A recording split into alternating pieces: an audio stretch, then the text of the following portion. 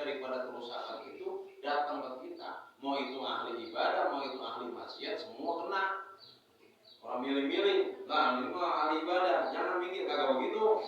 Namanya musibah mah ayo terus gitu. Padahal kalau mau tahu mah Aceh lengkap, harus rambi Mekah. Orang hukum ibadah, disuruh mau hukum syariat gua ditegakin. Kurang soleh bagaimana orang soleh? Apa kagak balik kan di contoh yang gitu ya? Ya mudah-mudahan jangan ada musibah kan begitu. Emang kagak dipilih ya mau. Artinya orang ahli ibadah soleh itu ya tetap kalau ada musibah ya kena juga. Sebab apa? Sebab orang maksiat. Maksiatnya apa? Itu tadi ngerusak yang namanya alam. Alam ngamuk, alam bicara, alam goyang, ya udah. Allah kasih itu. Di ujung ayatnya apalah Allahum yarji'un. Akhir supaya kita berbalik. Balik apa? Tobat. Tobat apa? Jangan sampai kita merusak itu. Itu udah bahwasannya himbauan dari Allah Subhanahu wa taala yang Allah sudah gambarkan dalam Al-Qur'an. Kemudian ayat lain, apa solusinya?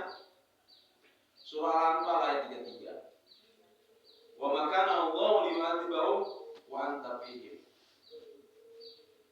Lagi zaman Rasulullah. Karena Rasulullah ini adalah rahmatan lil alamin. Sebab umat-umat dulu pas sebelum Rasulullah, ketika umat lain melakukan maksiat, keburukan sama Allah Subhanahu wa taala, itu ada langsung turun. Ada langsung turun. Nabi Nuh alaihissalam dengan banjirnya yang luar biasa. Dia punya anak Kan'an, karena membangkang karena durhaka, bukan jaminan anak Nabi juga tetap kegerus juga. Saat dia maksiat, saat dia durhaka sama Allah, ada langsung turun. Tapi kenapa di zaman Rasulullah ada nggak langsung turun? Wa antafihim. Allah nggak akan mengajar suatu kaum. Wa antafihim, kalau seandainya Muhammad itu masih ada pada saat itu. Abu Jahal, Abu Lahab, dan yang lain sebagainya, Pak kurang durhaka bagaimana sama Nabi. Tapi Allah kagak langsung turunin itu aja. Kenapa? Karena masih ada Nabi Muhammad saat itu masih hidup. Karena Nabi kita Muhammad adalah rahmatan lil alamin. Nah, ayat selanjutnya, wa makana Allahu mu'adzibahum wa hum yastaghfirun. Nah, Nabi kita sekarang udah kagak ada, Pak. Cuma kenal nama doang mungkin. Kita bersolawat kepada beliau. Bagaimana solusinya biar adab kagak turun? Wa hum yastaghfirun. Wa makana Allahu mu'adzibahum wa hum yastaghfirun. Allah tidak akan menurunkan suatu adab selama umat itu masih memohon ampun kepada Allah Subhanahu wa taala atau memperbanyak istighfar. Itu Pak kuncinya. Banyakin istighfar, memohon ampun kepada Allah Subhanahu wa taala. Nah, bulan ini nih bulan Rajab. Yang mana bulan Rajab ini bulan di mana kita istighfar minadzunub.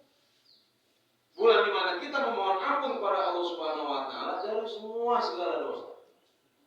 Nah, besok bulan Sa'ban baru tuh islahul qalbi minal uyub.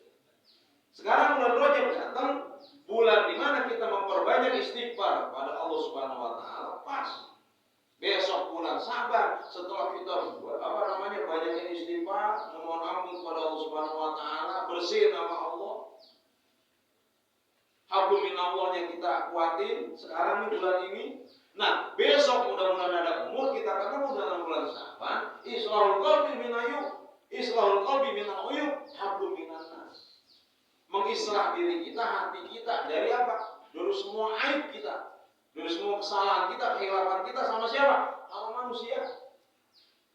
Makanya kan ada bahasa munggah kan nanti ibu ya? Munggah. Jalan pendek ya bu ya?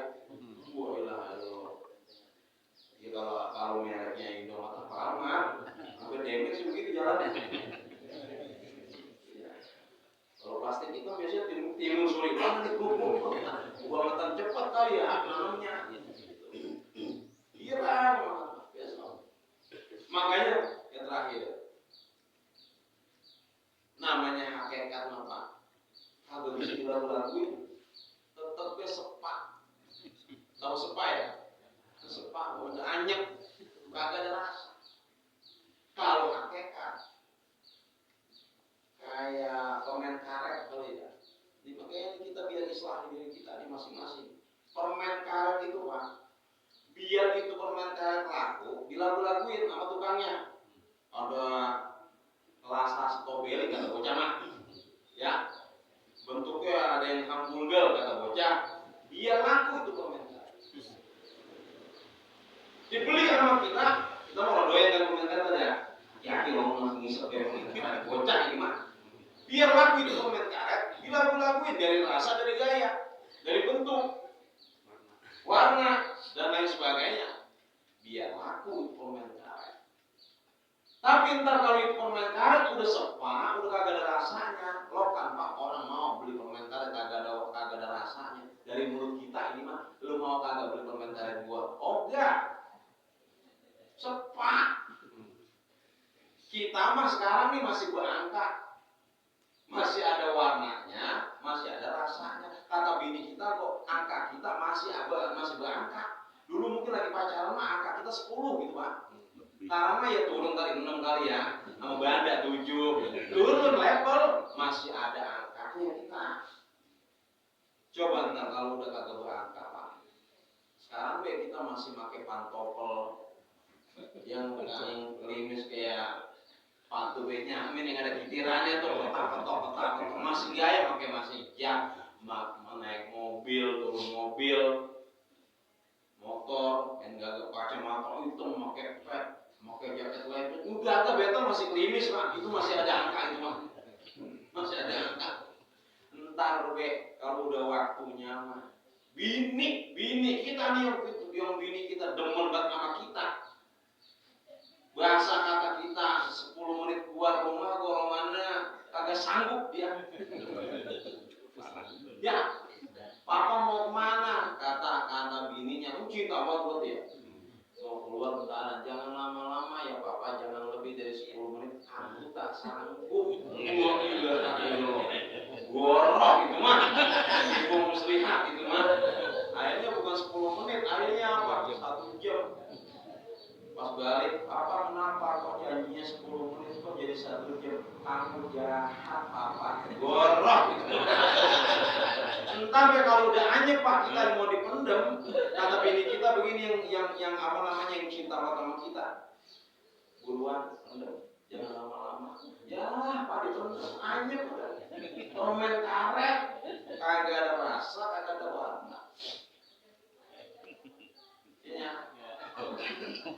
Mereka makanya hakikat itu bisa dilakuin. Artinya apa? Kalau udah kita dipendem, udah habis cerita. Di kampung yang tadi nyongol banget tuh udah habis cerita. Hanya itu hakikat daripada hidup.